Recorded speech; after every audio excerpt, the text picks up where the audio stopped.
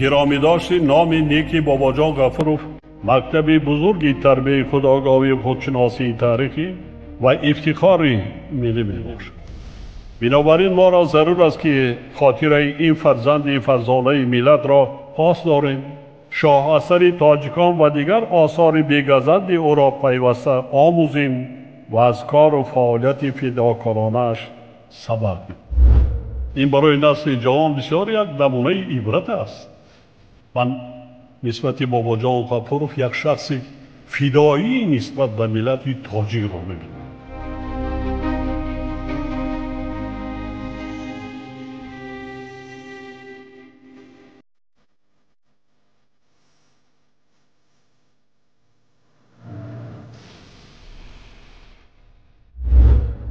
درود شنونده های گرامی، به توجه شما گفتار ادبی از سلسله خوانش بدیعی از روی کتاب تاجیکان اکادمیک بابا جان غفورov، نشر مختصری علمی عاموی، راوی هنرپیشه خلقی تاجیکستان قربان صابر. آغاز گفتار 71.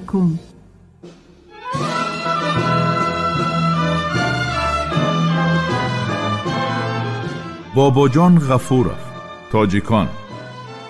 تاریخ قدیمترین، قدیم، عصر میانه و دوره نو. شرح و توضیح مختصری علمی و عاموی. کسب و هنر، تجارت، معاملات پولی.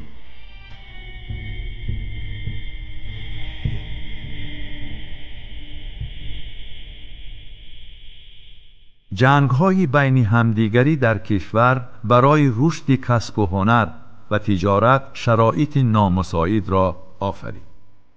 بعض شهرها و ولایت‌ها چنان غارت شدند که مدتی طولانی نتوانستند به خود آیند. ولی خلق استعداد و مهارت خود را از دست نداد. طبق معلومات شاعر سیدای نصفی که در شهرآشوب نام اثر خود می آرد، در عصر 17 در بخارا بیش از 212 نوع هنرمندی و کسب و کاسبی موجود بوده است. مالهای نساجی یکی از اشیای اساسی از خانی بخارا صادر شونده و شمار می رفت. در شهر بخارا نوعهای مختلف و نمودهای گوناگونی متاعهای پختگی و کتانی و مانند زندانی گوناگون رنگ، صوف خام، متاعهای نقشدار، دستورخوانها، سفره‌ها، میانبندها و محصولات دیگر کارکرد می شدند. در ولایت بلخ و تمام شهرهای آن نیز نوعهای مختلفی متاعهای چون کرباس، علاچه، کمکه، بخمل رنگهای گوناگون، قالینهای رنگه و ابریشمی کارکرد می شد. در شهر و ولایت‌های مملکت استحصال اسلحه ها، کارکرد چرم و پوست، کاغذ، ساختن اشیا و مصنوعات فلزی رونق یافته بود. کسب و هنر عملی دستی نیز انکشاف می‌یافت. کسب و هنر و تجارت اصلاً در دست اهالی شهر قرار داشت. وضع عمومی گردش پول و سیاست حکومت در مورد سیکه‌زنی و گردش تنگه‌ها و ترقیات هنرمندی و تجارت مساعدت نمی‌کرد. در برابر دشواری‌های موجوده، حیله و نیرنگ قرب سیکه که هنوز در عصر 16 چون بار گران بر دوش هنرمندان و تاجران افتاده بود، اکنون به قربشوی با شدت تنگه‌های نقرگی اضافه گردید. تنگه ها از خوله نقره و میس سیکه زده می شدند و مقدار میس را هرچی بیشتر در آن می افزودند. خزینه هر دفعه هنگام پست کردن محک تنگه ها فایده به دست می آورد. اهالی باشد هرچی بیشتر دچار ضرر می گردید. چون این وضعیت مبارزه بین اهالی و حکومت را تیزانید و اهالی برای پول اصیل از مبارزه دست نمی کشید. اما مقدار نقره از 35% بلند نبرآمد. در عصر 17 معیار استفاده ضرب پول به طور فوق‌العاده افزایش یافت که این باعث باز هم مفلس شوی بیشتری هنرمندان و تاجران گردید. در نتیجه جنگ‌های بین همدیگری داخلی و تاخت و تازهای قبیله‌های کوچی و هجوم‌های لشکرهای خارجی، وضعیت کشور باز هم متشنج گردید و اهالی آسایشته شهرها را ترک نموده و ولایت و شهرهایی در نقاط دوردست کشور قرار داشته پناه جستند. بینواشوی ناحیه‌های مرکزی دولت بر رشد این ولایت‌ها مساعدت می‌نمود، زیرا هنرمندان از مرکزهای نسبتاً بزرگ تجارتی هنرمندی برای جستجوی امنیت و امکان زحمت کشیدن به آن جایها می‌رفتند. در تمام شهرها بازارها وجود داشتند. اهالی شهر و دهات به تجارت مختلف مشغول می‌شدند. رابطه‌های تجارتی بین ولایت‌ها و شهرهای کشور موجود بود. در قلمرو بخارا شماره خیلی زیادی بازارهای مرکزانیده شده، رسته‌های تجارتی، کارگاه‌های هنرمندی و دکان‌های تجارتی موجود بودند. هر یک کسب و هنر در اینجا بازار مخصوص خود را داشت. هنرمندی و تجارت در بلخ و شهرهای کلان آن خیلی رشد یافت. در عصر 17 و نیمه اول عصر 18 آسیای میانه با روسیه، هندوستان، ایران، خیتای و دیگر کشورها رابطه‌های تجارتی داشت. مخصوصاً مناسبت‌های تجارتی با روسیه خیلی وسعت یافته بود که به آن قبل از همه شاهان روس منفعت دار بودند. آنها به تاجران آسیای میانگی اجازت می‌دادند که در تمام شهرهای این مملکت به تجارت مشغول شوند. به آنها امتیازهای زیاد داده باج‌های خیلی کم می‌ستانیدند. تاجران آسیای میانگی در اشترخان، استرخان جایهای مخصوص و مهمانخانه‌ها داشتند. تاجران بخاری به غیر از استرخان در تابالس تجارت کرده سیبیر را با اشیای هنرهای دستی از کشور خویش تأمین می‌نمودند. بسیار تاجران روس به آسیای میانه آمده در اینجا مدتی طولانی به تجارت مشغول می‌شدند. آنها مالهای خود را آورده از اینجا مالهای ضروری را به روسیه می‌بردند. آسیای میانه با هندوستان نیز رابطه‌های تجارتی را وسعت داده بود. از هندوستان به خانه بخارا اساساً متاعهای هندی، اموال نقشین و گلدار، شال، حریر، پیراهن‌های زردوزی، سنگ‌های گرانبها، سبیکه‌های طلایی و نقرگی، اشیای مختلفی از طلا و اموال دیگر صادر می‌شدند. به هندوستان از بخارا اسب‌ها، اشترها، سگ‌های تازی، پرندگان شکاری، ابریشم، چرم خام، ظرف‌های بلورین، میوه‌های خشک و غیره می‌بردند. در این دوره آسیای میانه با ایران و خیتای نیز رابطه‌های تجارتی را برقرار نمود.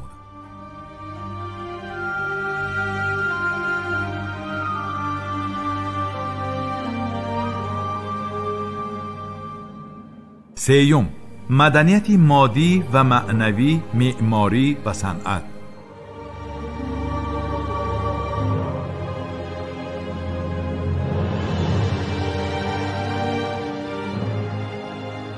صرف نظر از پراکندگی سیاسی و رکود حیات اجتماعی و اقتصادی در عصرهای 17-18 یادگاری‌های زیادی معماری بنیاد شده بودند. خصوصیت‌های خاص آثار معماری این دور در آن ظاهر می‌گردید که آنها نه از جانب حاکمیت مرکزی بلکه از مبلغ‌های اشراف بانفوذ که می‌خواستند با این راه شهرت خود را بلند برداشته نامشان را ابدی سازند بنیاد می‌شدند. از جمله یکی از اشخاص بانفوذ زمان یلنگ توشبی با مبلغ خود در ریگستان سمرقند مجموعه بزرگ معماری بنیاد نمود. معمار عبدالجبار با امر یلنگ توشبی در مقابل مدرسه اولوغبک مدرسه نو ساخت که ارکی پیش آن را تصویرهای کاشینکاری شعرهایی به آهوها حمله کننده آرام می‌دادند و از این رو این مدرسه نامی شعردار را گرفت. طرح مدرسه شعردار تنها در خصوصیت‌های اساسی با مدرسه اولوغبک مانند است، اما در جزئیات بنقشگیری و آرایشی در اینجا چیزهای به خود خاص زیادند. در مدرسه شعردار مسجدی زمستانه نیست، و آن از 2 درسخانه‌ای که در قسمت پیش جایگیرند و در جانب مقابل 2 حجره برای استادان عبارت است. در جزئیات طرح بنا و آرایشات آن نوی‌های زیاد مشاهده می‌شوند. چند بعدتر سالهای 1646 1647 یلنگ توشبی در میدان ریگستان باز یک عمارت دیگر بنا کرده، در آرایش آن تیلای فراوان استفاده برده و آن را تیلاکاری نام نهادند. در عصر 17 در بخارا با مبلغ اشراف بانفوذ نادیر دیوان بیگی مجموعه معماری عالی جناب به اتمام رسانیده شد. یکی از قسمت‌های مهم این معماری حوض کلان می باشد و از این خاطر آن با نام لب حوض مشهور است. یادگاری دیگری مهم عصر 17 مدرسه عبدالعزیز خان در بخارا می باشد که در مقابل مدرسه اولوغبک ساخته شده است. با وجود آن که این 2 مدرسه عمومیت زیادی داشتند، در بین آنها تفاوت نیز به مشاهده می رسد. علاوه به نوشته اکادمیک باباجان غفوروف گفتن لازم است که در این دوره در بلخ، پامیر و ولایت‌های دیگری تاجیک نشین نیز یک قطار یادگاری‌های معماری قامت افراخته بودند. در عصرهای 17-18 صنعت مصوری و خوشنویسی نیز به مشاهده می رسد. در عصر 17 صنعت آرایش کتاب‌های دستنویس و خطاطی هنوز در زینه بلند می ایستاد. در سمرقند در این ایام کاغذ خیلی باصفت ساخته می شد. در عصر 17 هنر مینیاتوری آسیایی میانگی انکشاف خود را ادامه داد. نمونه های این گونه مینیاتورها نسخه های خطی این دور را زینت می دادند. از جمله در اثر ظفرنامه شرف الدین یزدی که سال 1628 در سمرقند کتابت شده بود 12 مینیاتور با صنعت بلند تصویر گشته است. در مینیاتوری لشکرکشی تیمور به هرات 23 اندام انسان و 18 اسب با تفصیل جزئیات تصویر شدند. در مینیاتوری دیگر صحنه بزم تیمور خیلی زیبا و خوشرنگ آفریده شده است. در نتیجه متشنج گشتن وضع منبعده مملکت اکثر اهالی از جمله هنرمندان ساحه‌های مختلف مرکزهای فرهنگی را ترک نمودند که آن مدت رشد معماری و صنعت را باز داشت.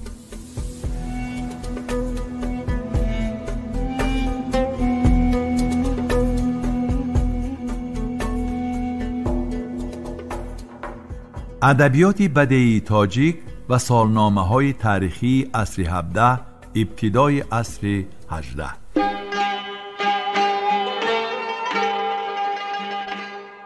در زمان حکمرانی جانیان 2 مرکز ادبی وجود داشت، بخارا و بلخ. علاوةً به اخبار باباجان غفوروف گفتن لازم است مرکز سیوم ادبی نیز در سمرقند فعال بود. زمان حکمرانی سبحان قلی خان از سبب وضع ناگوار سیاسی یک قطار شاعران دربار وطن خود را ترک کرده به هندوستان مهاجرت نمودند. در این دوره ادبیات درباری رو به تنزل نهاد، ولی در بین پیشوران شهر یک گروه شاعران زبردست به مثل فطرت زردوزی سمرقندی سال 1657 در سمرقند تولد یافتند. خویشاوندان او از زردوزان ماهر بودند و خود او هم صاحب این کسب گردید. سال 1685 فطرت به بخارا آمده به مدرسه داخل گردید. او سال 1658 در مدرسه بخارا تحصیل کرده است. از محتاجی خانه‌اش را به شخص دولتمند می فروشد و آن شخص او را فریب داده خانه او را با مبلغ ناچیز صاحبی می کند. شاعر قصاص خود را با حجف گرفته و او را در تمام شهر شرمنده ساخت. فطرت در آغاز عصر 18 فوتیده است. از میراث او تا زمان ما مثنوی، طالب و مطلوب، یک هجویه، چند غزل رسیده، دیوان او هنوز پیدا نشده است. شاعر بزرگ دیگر این دور میرابید سیدای نصفی است که همزمان عبدالعزیز خان، سبحان قلی خان و عبیدالله خان بود. سیدا در آخر نیمه اول عصر 17 در نسف حالا قرشی به دنیا آمده است. او در اول ایجادیات خود با مقصد پیدا کردن سرپرست با بعضی نمایندگان دربار نزدیکی پیدا نمود، ولی هنگام از فسق و فجور و رذالت آنها آگاه گردیدن خود را از این طایفه دور کرد.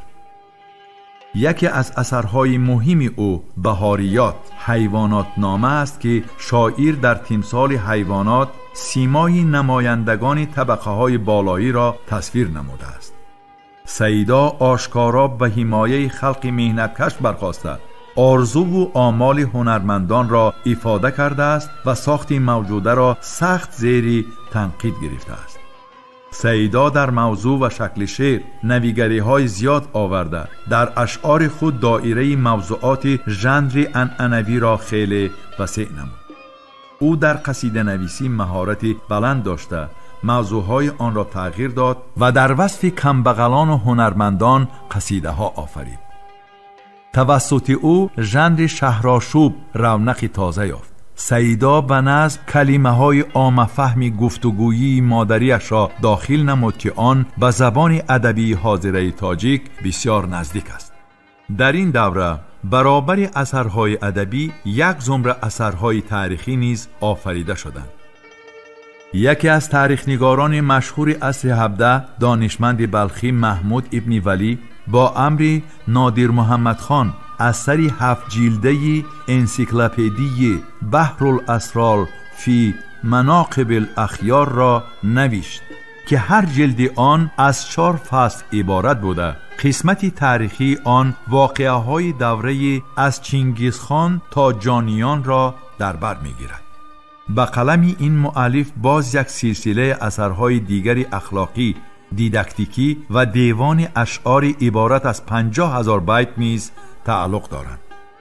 او همه اثرهایش را با زبانی تاجیکی نوشته است. در این دوره باز یک قطار اثرهای دیگری تاریخی از قبیل تاریخ سید رقامی فرهاد سمرقندی، محیط و تواریخ محمد امین یراقچی، تاریخ مقیمخانی محمد یوسف منشی و عبیدالله نامه محمد امین بخاری آفریده شدند که در آنها شرح واقعه‌های تاریخی این زمان به طور مفصل بیان گردیدند.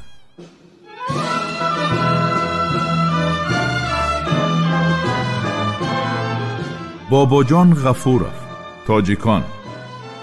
تاریخ قدیمترین، قدیم، عصر میانه و دوره نو.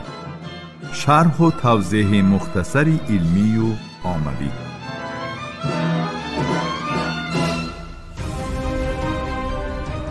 شنونده های گرامی، شما گفتار ادبی را از سلسله خوانش بدیعی از روی کتاب تاجیکان اکادمیک باباجان غفورов، نشر مختصری علمی عموی را در قرائت هنرپیشه خلقی تاجیکستان قربان صابر شنیدید. محرر سیدزاده عابدجان، کارگردان عبدالمنان رحمان. این گفتار سال 2024 ثبت شده است. انجام گفتاری 71. آموزش کتاب تاجیکان جوانان ما را هشدار می دهد که نیاگان فرزانه ما در مسیر تاریخ چی جایگاه مقدس داشتند. کتاب تاجیکان احساس خودشناسی ملی و زیرکی سیاسی را در دل و ذهن جوانان ما تحکیم می بخشد.